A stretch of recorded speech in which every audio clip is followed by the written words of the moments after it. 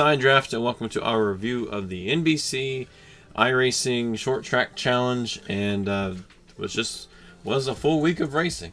Yeah, 4 different tracks. Going back to the short tracks, some we hadn't heard in a while. It's like Rockingham, Myrtle Beach Speedway, and even Lucas Oil Speedway. Yep, and then we went back to classic Martinsville. The paperclip. So race 1 or day 1, we had the Rock. No, not that Rock. Okay, good. He scared me. Yeah, we're not talking about that Rock. We're talking about Rockingham, and it was cool to see this race. I've never really seen a full race of Rockingham, and I know this wasn't a full race, but it was cool to see Cup cars here again. Yeah, it's good to see Rockingham again. I always enjoyed this track, and I wish they'd go back there again.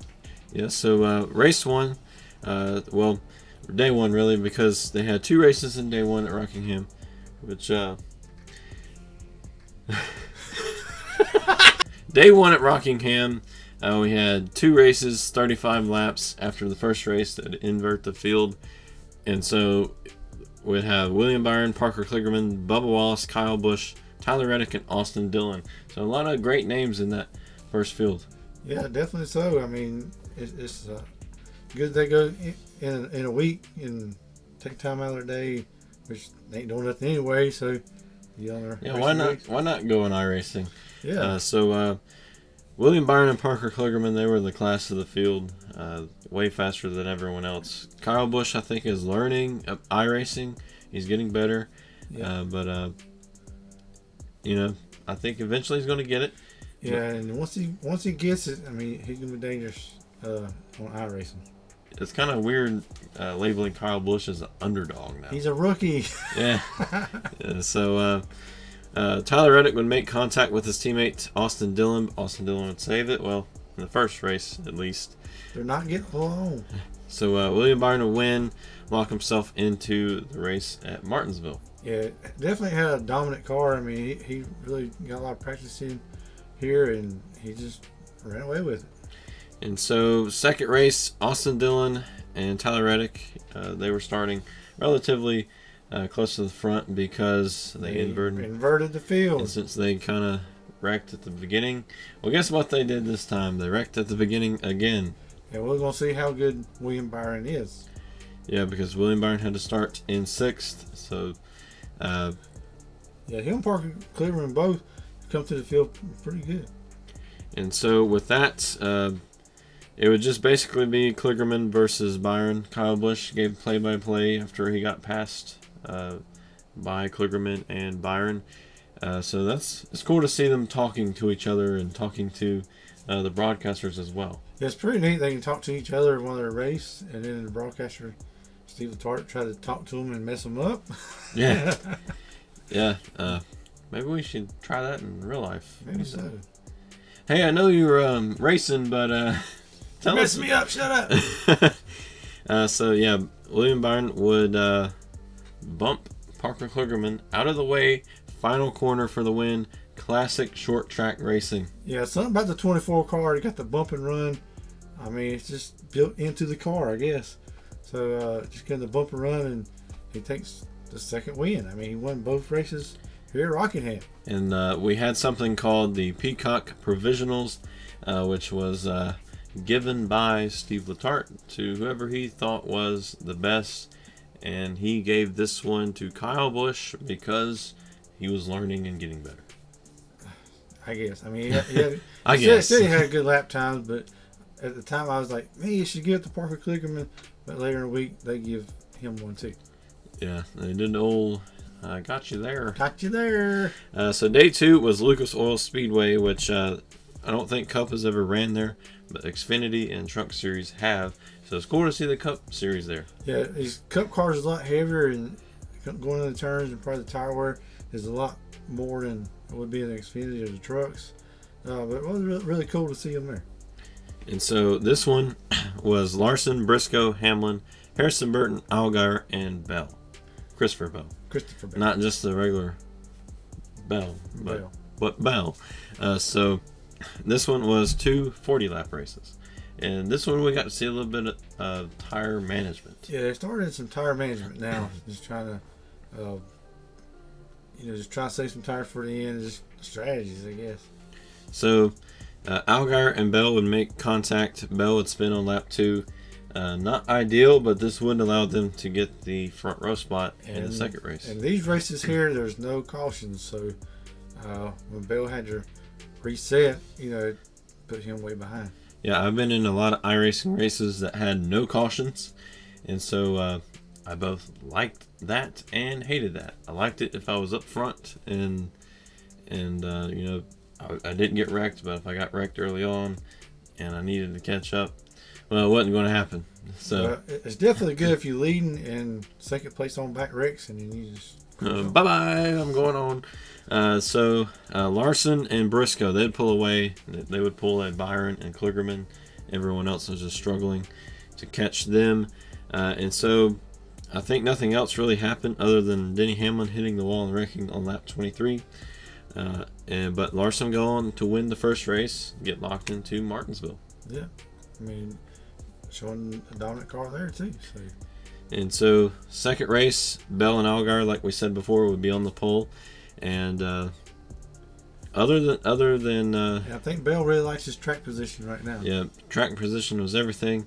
But other than the last few laps, Bell really liked this race. Yeah, which really, I think the last lap was pretty funny for him as well. I mean, the trick is on iRacing, you hit the wall. Sometimes it makes you faster.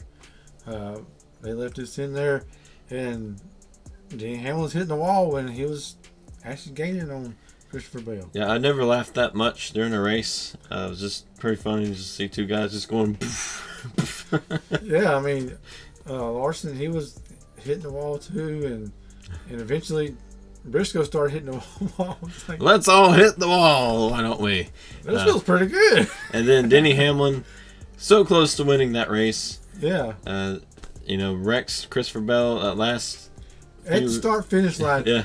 Hits him in the side, turns him sideways, and Bell wins. I mean, didn't have a scratch on until the very last lap. Yeah, so Hamlin almost took that away from Bell. Almost did. If he didn't hit the wall right there and pushed him down into Bell, I mean, I believe Hamlin could have pulled one of his Hamlin moves. And yeah. But that's just short track racing. Track racing. But Hamlin would get the provisional, and it wouldn't matter. He would go to Martinsville anyway. Yeah, I thought, it'd be good to get Denny Hamlin in Martinsville, since he's very good at Martinsville in the real world. Not so much in iRacing, but I thought he'd be good at Martinsville, so they gave him the provisional. So day 3 was Myrtle Beach, 2 races of 45 laps. This would consist of Myatt Snyder, Ryan Preece, Matt DiBenedetto, Dale Jr., Timmy Hill, and Landon Castle. And this one was a little bit different. Yeah, this is where Dale Jr. got his start at, and I think he really wanted them to put Myrtle Beach Speedway in here, and that's why he's racing in this. And the first race that was on tire management. As soon as the green flag took off, Preece, he just went into conserve mode and kind of just laid back, and everybody else kind of conserved a little bit. Myatt Snyder would take the lead on the start, and Ryan Preece would just lay back, and Junior, he was staying second. I don't think he really led any laps, but they was trying to conserve tires, and Ryan Preece, he conserved the most, and towards the end he started his a little faster than everybody else. And so it would be Ryan Preece winning race 1, going on to Martinsville. Pretty good job out of him to save those tires. Yeah, I mean, there was a little bit of beating and banging there. I believe Matt DiBenedetto got some damage, hit the wall and stuff, but I mean, it was a good fun race, pretty clean. And something about Ryan Preece made some contact with Snyder doing his donuts. Yeah, I mean, he's doing the donuts and just bam. So never seen that before. No, it's just kind of odd. I want to T-bone you while you do your donuts. So. And then Landon Castle, he would win race 2 because he thought he didn't have to save tires. Yeah, after the first race, he went and checked his tire wear and stuff, because you can check all that on iRacing. You can check all the everything on the car, and he went and checked that and said, "Hey, I can run a little harder now." So now at the inverted the field, he's starting towards the front, and him, Timmy Hill, and Matt DiBenedetto, they just stuck together and they just hammered down and going racing. While Dale Jr. and Ryan Preece and Mike Snyder was conserving tires. And Mike, he really conserved a lot because he was back in yesterday. Yeah, maybe if this was a full race, that strategy would have worked. But since it was only 45 laps, go as hard as you can, get to the finish line first. Yeah, so Ryan Preece's strategy didn't work this time. I mean, he was a little faster than most of them towards the end, but he couldn't catch Landon Castle. I mean, Landon Castle, he just dominated the whole thing and took off. And it was good to see him out there and leading some laps. Yeah, my number on iRacing is 89, so it was cool to see a fellow 89 win a race. With that, the Peacock provisionals would be Chase Briscoe, Parker Kligerman, and Dale Jr. to fill out the rest of the 10 spots for Martinsville. And then it would be the championship race. This was 90 laps, and so no inversion. It's just go out there and win. And this one has cautions. Yeah, this one had cautions, so none of that wrecking and just sitting there. But William Byron and Christopher Bell would be on pole. But Bell would get sideways on the restarts, and he would lose quite a few positions. Yeah, I believe he hit the curve a little bit and spun him sideways, and he recovered, but he just couldn't really catch him. And then Kyle Busch would get loose, not spin or anything, just gets loose. So he's learning. He's got the training wheels on. He's learning. I mean, he's good at Martinsville. He's just trying to get used to this iRacing thing, and because I believe he goes a lot on the way the car feels, way it leans, you got the G-forces and all, but you don't really have it in iRacing. You just go by braking points and where you need to turn it. Then Ryan Preece would get disconnected, and so he lost 6 laps or so. He lost 6 laps. He just blew an engine or technical difficulties. Blew a virtual engine. Yeah. And so William Byron, he'd be way, way out there, like a second, 2 seconds out there. Yeah, he has a different zip code than everybody. At Martinsville, a second is a long way. Definitely. And so with that, everyone was wanting to sacrifice William Byron to get a caution. Yeah, Denny Hamlin wasn't running a very good race. I mean, he was struggling bad. So he said, when William comes out here, I just take him out. And I think they threw the caution just so he wouldn't have to do that, just so everybody could catch up.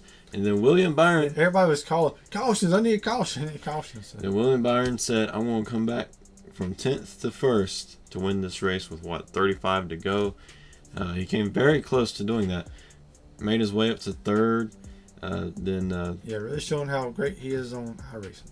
And then he'd eventually catch Christopher Bell and Chase Briscoe, who assumed the lead after Byron and Kligerman pitted.